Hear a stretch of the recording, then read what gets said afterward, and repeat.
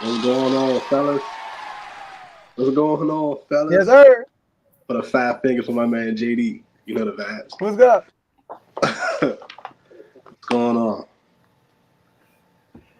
Which I wanted to say. Are you on mute, Tomo? On triple. No, I ain't on mute. He was tripping. But the Jaden is in full effect. They call him JD. They call him Daniels. They call him J. They call him J Money. Some people call him J Touchdown. I just say I don't use J's at all because I am sober. So people are having a field day with this rookie quarterback. They got Cliff. They got the team. I got so many names for this team, but the city is having a field day. Normally, when the Commanders win games, it's sunny in the city, but it's been raining for 5 days straight. Maybe they can feel my pain. I got people. This is a lot on the intro because I got a lot to get off my chest. I got people atting me now in their IG stories that never used to post IG stories. They atting me talking about something. This how we gonna do y'all when we see the Cowboys, Samo. Shout out to my boy Will. So now it's personal. We got Decoria saying, crown him. He is the best quarterback in the NFC. They got it. But rookie quarterback Daniels goes crazy in the desert. Maybe Arizona shouldn't have got rid of him because it was personal. Cliff Kingsbury called up one of the best games. Maybe they shouldn't have got rid of him. It was personal. Shout out to you done, son. But 42-14 for their third straight win. Are the Commanders a legitimate threat to win the NFC East? Mark, tell us why. Came to the first round. Yes, we are a legitimate threat to win the NFC East. Every team in the NFC East got its what's that word? They got their problems, as I should say. You know, I'm not gonna sit here and mention them because I don't want nobody to think I'm hating on nobody. But you know, outside of defenses from one team or turnovers from another team or inefficiency at the quarterback from another team. Right now, the Commanders looking like it's about to be a runaway match with the NFC East. And I'm not saying that as in like trying to be disrespectful to other teams. It's just that our schedule favors it. Like we got a great schedule. I know we got next 2 games is going to test our offense for real. We got 2 good defenses we about to play, but outside of that, I mean, I got us winning one of those games. Like I don't mind losing to the Ravens. I don't mind losing to the Browns. Well, I do mind losing to the Browns. I don't want to lose to the Deshaun Watson. So like it's yes, we right now Jaden Daniels ain't the only thing that Adam Peters hit on in the draft. Because Brandon Coleman is balling right now. He is balling right now. So you just paired the tackle with the quarterback for a long time. That we just made a connection. I remember last week when we played the Bengals and Jaden Daniels hit that 55-yard pass to Terry McLaurin. We didn't even score. So we scored we did score after that. I called Joe, and I told you I was like, that just started something. Like the trust between Daniels and Terry McLaurin. You're gonna see Terry gonna start going crazy for the rest of the season because of the that chemistry about to really pop off. Like that was the start of it. And last week you saw evidence of it. Like getting Terry the ball, and it's gonna start happening more and more. Get Terry the ball, and then the running game. Run the ball. We have Brian Robinson, 20 carries for 100 yards yesterday. You had McNichols had 68 yards for like 6-7 carries, and that's not even our second running back. Austin Eckler's still not playing, so the team is built just so Jaden Daniels doesn't even have to be pressured to throw the ball. Yes, we can continue to throw short stuff, and then break him downfield, like in the second of the game. And every game he's getting smarter. You see his head staying up when he's looking down the field. And it's just the defense got better after the after the first quarter yesterday. I don't know if that's going to continue, but if we have a decent defense, just middle of the pack, yes, we get to run away with this division.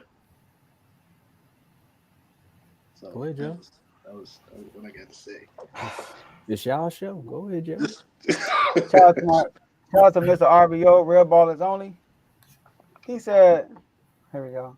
Yeah, they are. Have you seen the rest of the NFC East? Now look. You better not lose to us on Sunday. No. The question is, are we legitimate threats? No, I'm talking Bond saying, have you seen the rest of the East? Like we just trashed something. Yeah. Hold on now.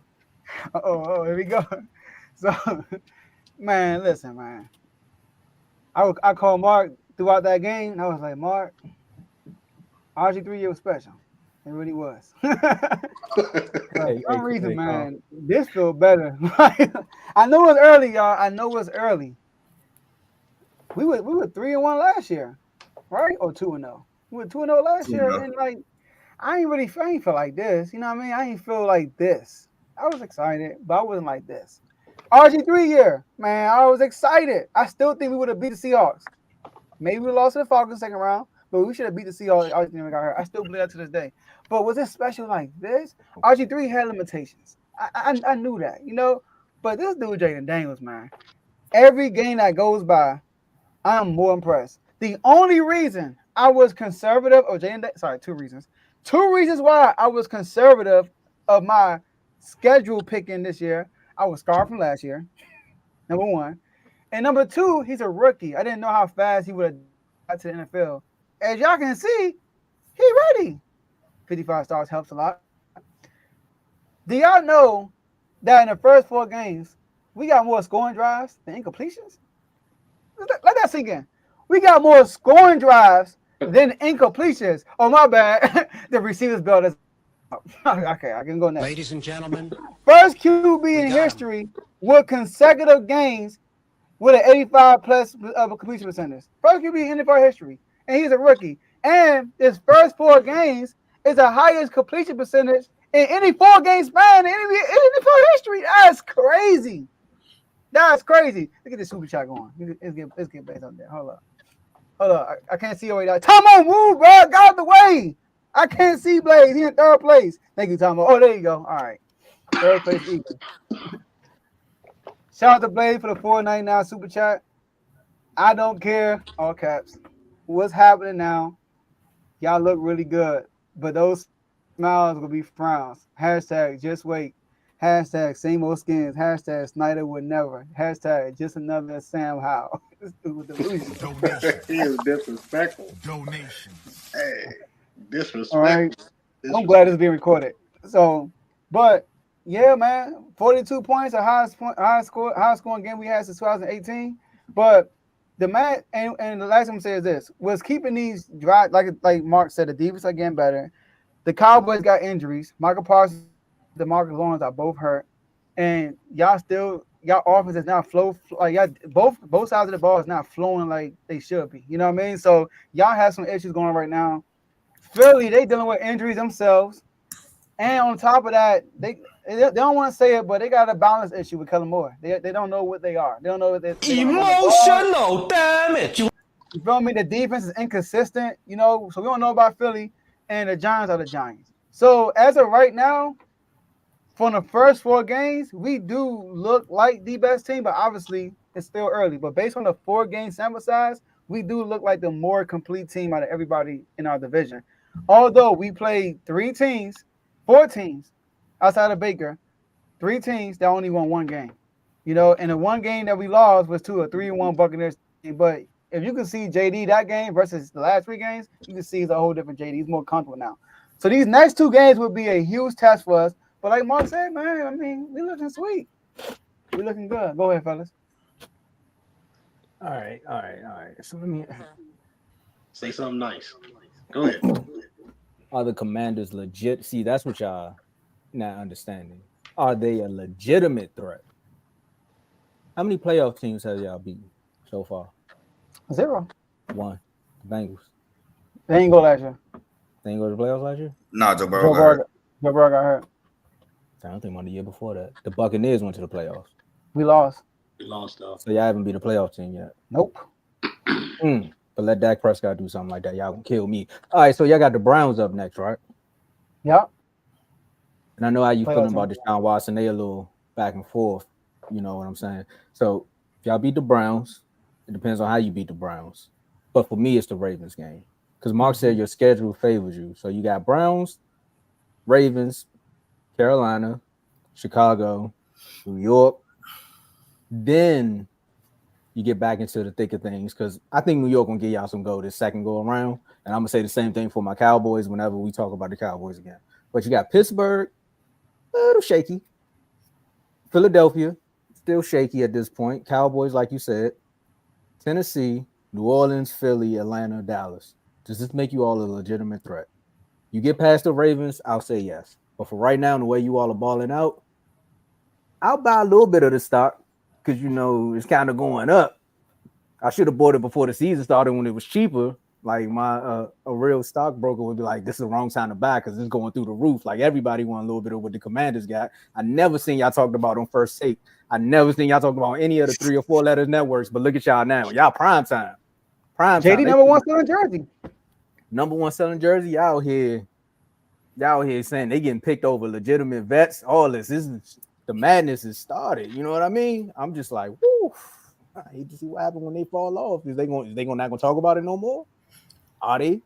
But make sure they keep that same energy. Right now, Jaden is balling out. They're saying he's the same rookie. I said he joins RG3, which is funny, as the only QB in NFL history with 200 rushing yards in their first 4 games. So look at that. We're not gonna say history repeating itself because again, the organization is better. There is a new atmosphere around this team, and you can feel it. Like if you just watch the games, there's certain moments in the game where you feel like y'all used to lose those games, but you're actually winning it. Go back to the Bengals game, go back to this Cardinals game. Once the Cardinals scored 7, it was like, are they really gonna find a way to answer? But my old thing is, once you go up against teams that will continuously run the football, how is your defense going to react? That's why I said the Ravens game for me. So are you a legitimate threat? I got to say yes right now because of everything Mark said and everything Joe said. Right now, the rest of the teams in the NFC East are acting like they don't want to get their stuff together. And if it wasn't for Micah and D-Law getting hurt, I would just say we have a little mental situation, but now we have injuries to add on top of that. So NFC East-wise, you all are making some noise. Carl? Are they a legitimate threat? Yes. Even though it's early, you can see it's different than last year. The offense, they found something that last drive against the Buccaneers. That's why they always say, man, even in a loss, if it looks out of hand, keep playing because you might find something. In they garbage found time, something, right? huh? Garbage time, right? Yeah, kind of. But it worked. They found something, went 7 straight drives the next game. Now they were all field goals, but granted, they scored 7 straight drives. It's hard to score every drive in an NFL game, not including, trying to get out the clock, to get out of halftime or to get out the game. It's hard to score to do that. Then they follow it up, scoring every drive the next game against the Bengals. 6 straight drives. 6 drives, 6 scores. I think they started off 4 for 4 for touchdowns, correct? I think it was 4 for 4 for touchdowns. 4 for 4, and then ended with 2 field goals. Yep. Started off 4 for 4 1 for touchdowns. field goal and 1 touchdown. Huh? We kicked 1 field goal on the Bengals. Oh, okay. My bad. I thought y'all finished with. Oh, no. Y'all didn't finish with 34. I thought y'all finished with 34. Y'all finished with 38. Yeah, you're right. 5 touchdowns. It was just a field goal between touchdown 4 and touchdown 6.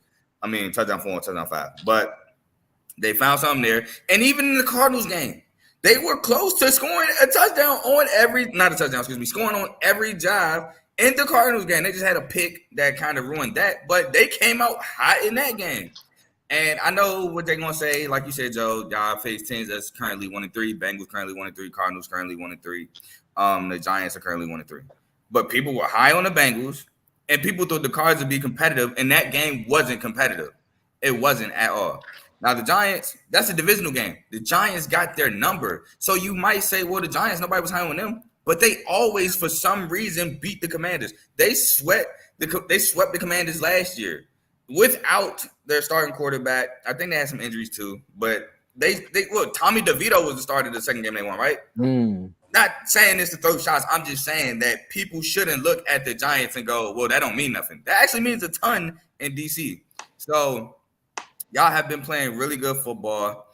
Jaden Daniels, that's my guy, my boy. He's been playing exceptionally well, and it seems like they're unleashing him more and more as the weeks go on, and he's been able to answer the call. Terry McLaurin, he's starting to get a little bit more chemistry with him, which is always a great thing. He's learning to trust Terry more in certain situations. You even heard the sound clip. I don't know if y'all heard it, but when they on the second go ball, I think he said he's seen him, and he said, I'm going to just throw that joint up. I'm saying it the clean way. I'm going to just throw that joint up. And he trusted this guy, and he came down with it.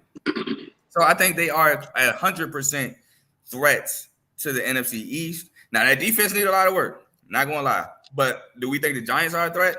No. Are the Cowboys a powerhouse? I'm sorry, Tomo, but y'all not. Not a And the powerhouse, Eagles, nah. I'm talking about in the NFC East, not just in the NFC period, but in the NFC, y'all not a powerhouse this year in the NFC East. Go ahead.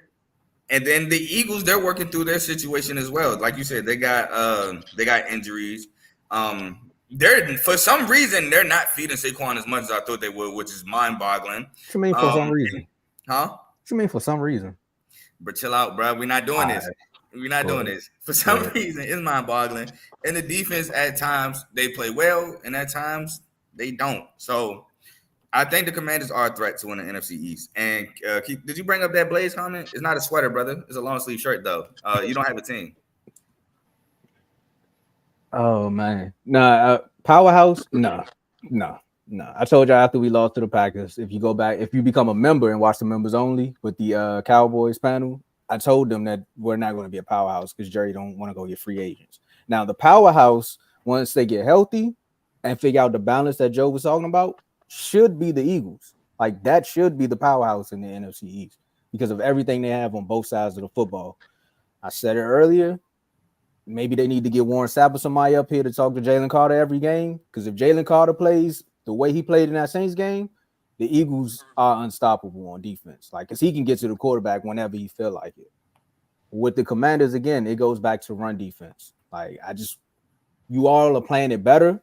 But again, you get a team that comes in like how the Ravens did the Bills.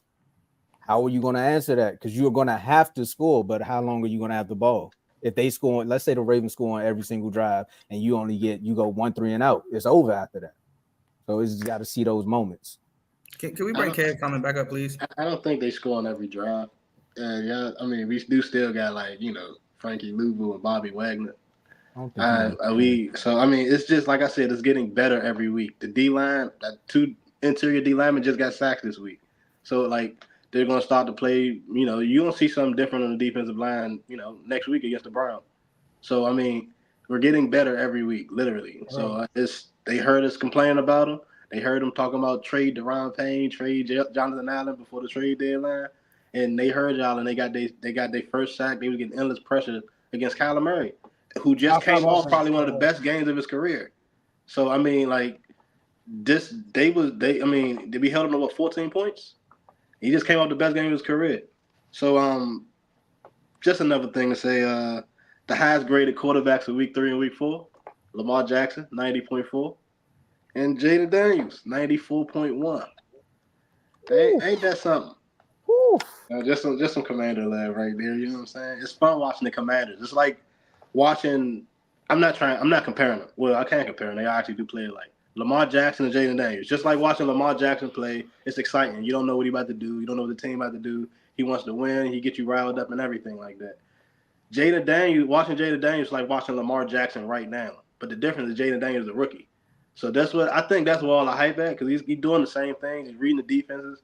He's running. He's getting first downs. He's scoring. He's carrying the team, like on offense the way he has to. And he's So I'm just we first. We first right now. Sorry, Tomo.